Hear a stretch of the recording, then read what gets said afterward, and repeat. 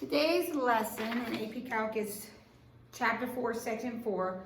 It's called L'Hôpital's rule. Looks like the word hospital, but it's the French name for the mathematician who proved this rule. And before we talk about the rule, we're going to refresh our memory about what to do when we're looking for limits and we get the indeterminate form. We either end up with a limit of 0 over 0 or infinity over infinity. So, for example, this first example, if we plug 1 in, direct substitution, we get 1 minus 1 is 0, 1 minus 1 is 0.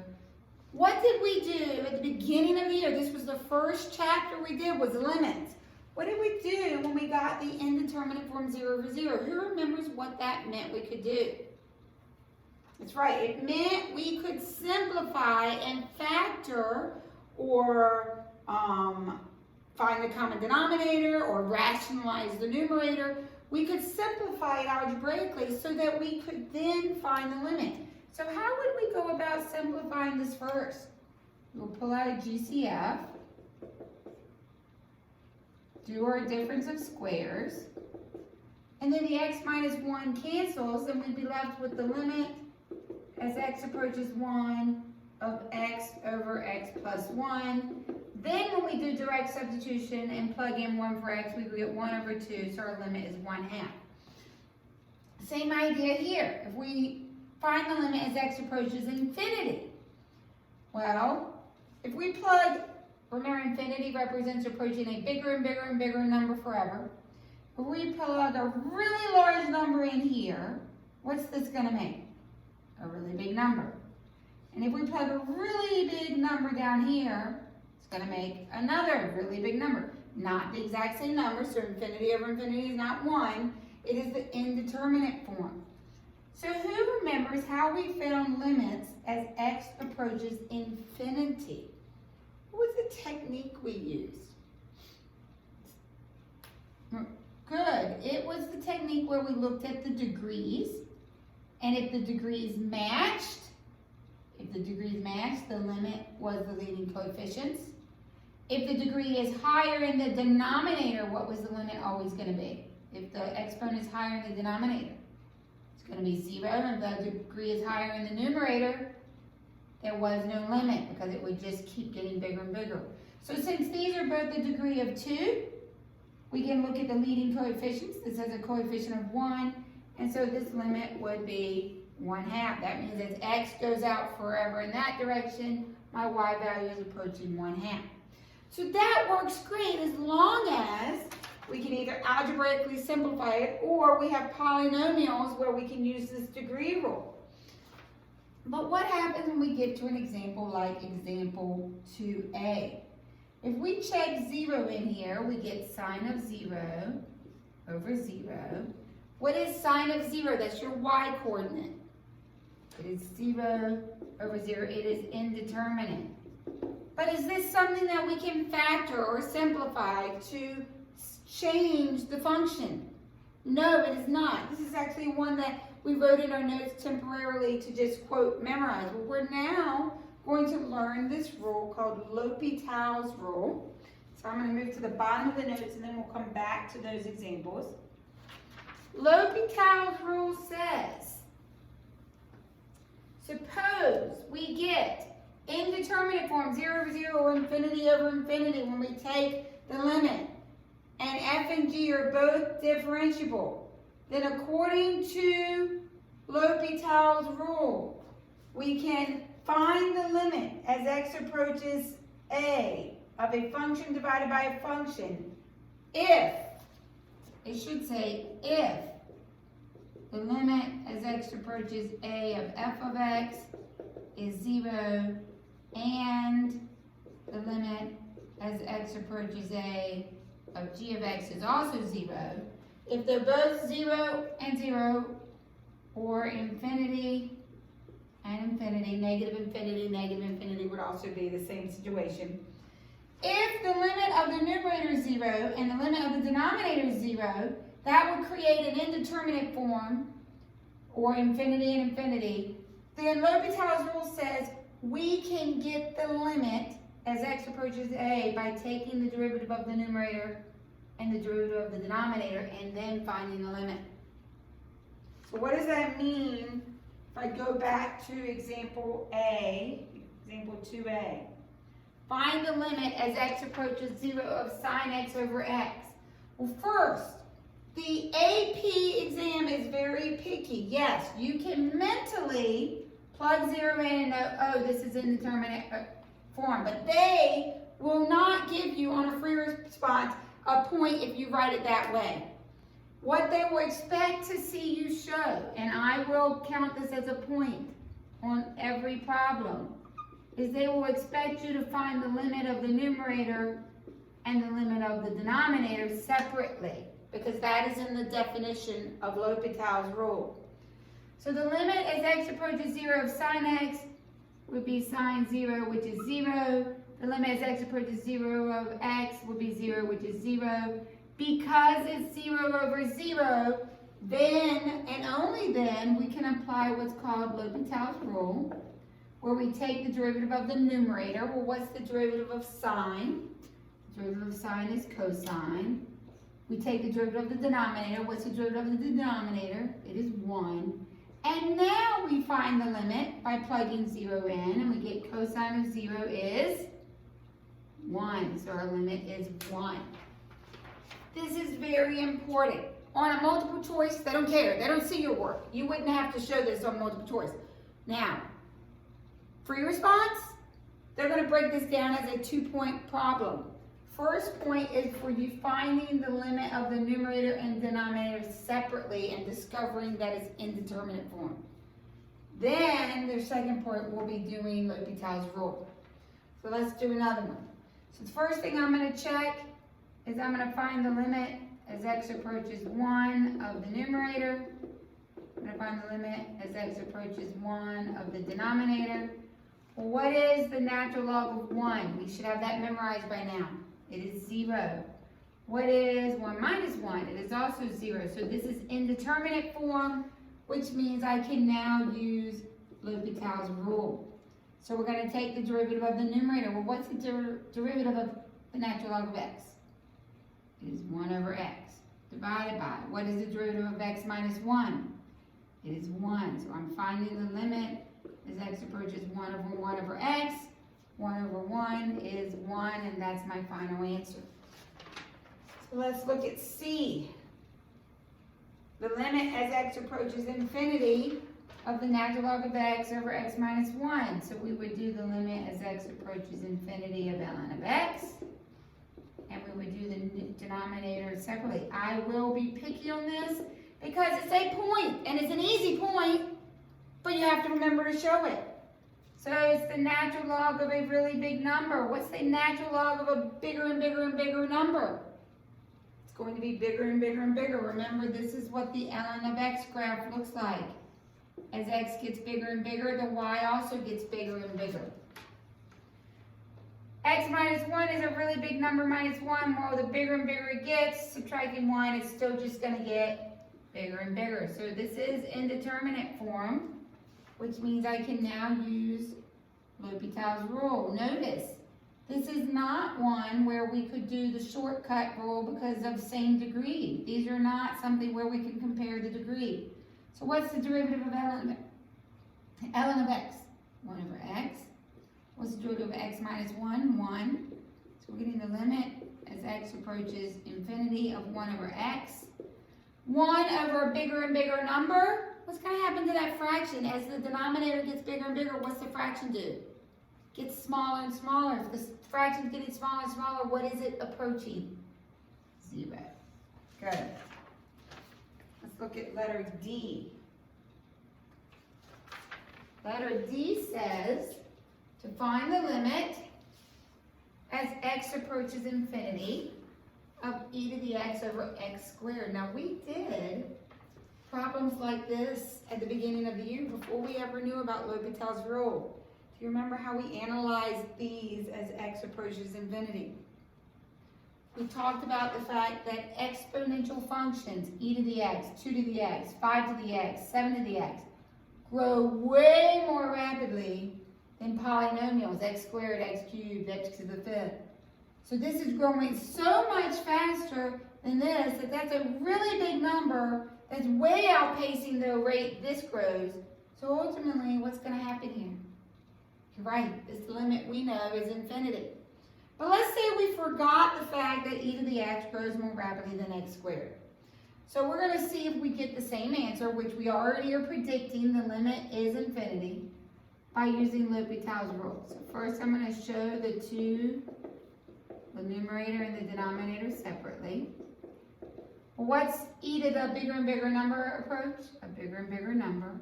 What's x squared as x gets bigger and bigger approach? A bigger and bigger number. So this is indeterminate form. So we're going to find the derivative of the numerator. What's the derivative of e to the x? E to the x. What's the derivative of x squared? 2x. And if I plug infinity in now, I get a really big number over another really big number. What do? We just got infinity over infinity again. We do L'Hopital's rule again. As long as you get an indeterminate form, you can keep applying his rule. But only if you get 0 over 0, infinity over infinity. So we're going to apply his rule again. What's the derivative of e to the x? E to the x. What's the derivative of 2x? 2. It's going to be e to a bigger and bigger number. So what's e to a bigger and bigger number approach? Infinity. As x gets bigger and bigger, what's this 2 do? Just stays 2. What's a bigger and bigger number divided by 2? It's just going to be a really big number. We predicted it would be infinity. L'Hopital's rule supported that. So let's go on to example 3a.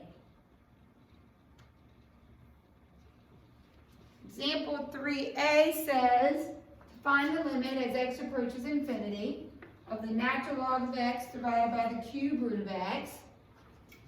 So if I take the limit of my numerator, I take the limit of my denominator, let's see what we get. Well, what's the natural log? Remember the natural log graph looks like this. What happens as x gets bigger and bigger, the y gets bigger and bigger. For my denominator, a bigger and bigger number, if I cube root it, it's still just going to get bigger and bigger. So this is indeterminate form, which means I can use L'Hopital's rule. So what's the derivative of ln of x? 1 over x. This is x to the 1/3. What's the derivative of x to the 1/3? 1/3 x to the negative 2/3. We have 1 over x divided by 1 over 3x to the 2/3. How do I divide a fraction by a fraction? Multiply by the reciprocal. So we get 3x to the 2/3 over x, which simplifies to be 3 over x to the 1/3. So now, we're going to get that limit with our simplified equation. This is 3 over a bigger and bigger and bigger number. What will 3 divided by a bigger and bigger and bigger number do? It will get smaller and smaller, which means it approaches 0. Let's look at letter B.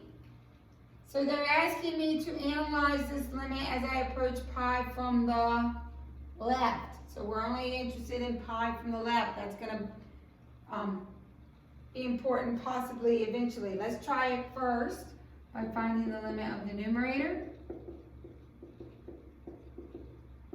and the limit of the denominator. So what is sine of pi? Sine of pi is 0. That's your y coordinate at pi. What is cosine of pi? Cosine of pi is -1, so 1 minus -1 is 2.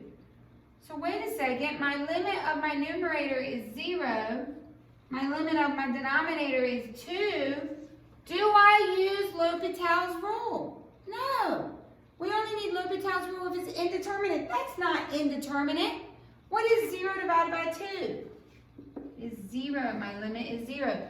So I have a star by example 3. to go with this star. Make sure you have the indeterminate form before you apply L'Hopital's rule. Do not assume. On tonight's homework, there's at least one or two where you don't need L'Hopital's rule. But what ends up happening is you get in the groove and you're like, oh, this is L'Hopital's rule pledged assignment or L'Hopital rule homework, and you just do it immediately. Well, if you do it immediately, I'm not going to get the right limit unless it was indeterminate form. So for A, I needed it. For B, I do not. Let me show you what would happen, and you don't have to write this because I don't want you to think you're supposed to do this. What would have happened if I had immediately done L'Hopital's rule? Well, the derivative of sine is cosine. The derivative of 1 is 0. The derivative of negative cosine is negative sine, so positive sine. I plug in pi. Cosine of pi is -1. Sine of pi is 0. I get an undefined limit, so there's no limit. It does not exist. Not the correct answer. So do not jump into L'Hopital's rule without first verifying you have the indeterminate form. So if you don't verify indeterminate form and you use L'Hopital's rule, you might get yourself in trouble and get the wrong answer. We don't need L'Hopital's rule for this example. So let's move on to the bottom few examples, last few. So example 4a wants me to get the limit as x approaches -2 of x plus 2 over x squared plus 3x plus 2. So first thing we do is we check the numerator, and that gives me 0. We check the denominator, and that gives me 4 minus 6 plus 2 is 0. So it is indeed indeterminate form, which means I can use L'Hopital's rule. So the limit as x approaches -2. What's the derivative of x plus 2? Is 1. What's the derivative of the denominator? 2x plus 3. I plug in my -2. I get 1 over -4 plus 3 is -1. So remember, this means that as x approaches -2, the y value is approaching -1. It might be a hole there. It might be a vertical asymptote there. It won't be a vertical asymptote there, but it could be a hole there. Wait a second, I'm checking myself. Did I do anything wrong on this limit? Because this is telling me this factored.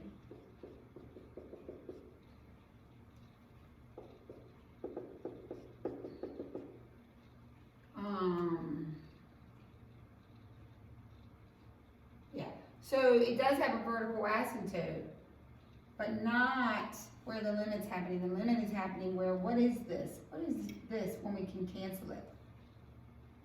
This is happening at a hole. So this graph has a hole at -2 and a vertical asymptote at -1. And then from here I'd have to get more information, like, my guess is the curve is here. I'm pretty sure that's right. And the curve is here. So it has a limit there. Remember, the limit doesn't have to exist at the point. It just has to approach the point. So when x approaches -2 from the left and the right, y is approaching -1. Good. So let's move on. Always, let's first check our numerator and let's check our denominator. So what happens when I plug 0 into the numerator? I get 0 plus tangent of 0. What is tangent of 0? It is 0. So far so good. But don't assume. Make sure you check the denominator as well. And what sine of 0? It is also 0. So it is the indeterminate form, which means we're going to use L'Hopital's rule. So what's the derivative of my numerator? Derivative of x is 1. Derivative of tangent is secant squared. Derivative of sine is cosine. So now if we plug 0 in, we get 1 plus secant 0 squared over cosine 0. Cosine 0 is easy. What's cosine of 0? My x-coordinate. It is 1. Denominator is 1 plus... Oh, I don't have secant memorized, but what do I have memorized? Cosine. What's cosine of 0? 1. What's the reciprocal of 1? Still 1, so this is 1 squared, which is 1. So we get 2 as our final limit. So the last example, letter C. You've got x squared times e to the x as x approaches negative infinity is this limit. Wait a second. This doesn't even look like this is going to be a L'Hopital problem. Let's see what happens. So we've got negative infinity squared, e to the negative infinity, which is a really big number, over e to the really big number. Oh, it is. It is a really big number, but how can I set this up so that I have a numerator and a denominator? I end up having a denominator, but that's because of this negative exponent. So how can I rewrite this so that when I plug in negative infinity, I don't have to move it. It ends up being positive infinity on the bottom. Any ideas? Someone in CBEL was able to figure this out. Anybody have any ideas how I could rewrite this?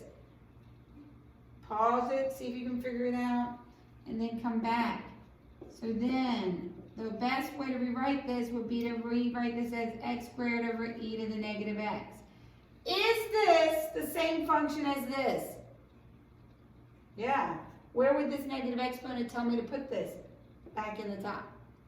Now if I check my numerator, when I plug negative infinity in, I get infinity. If I check my denominator,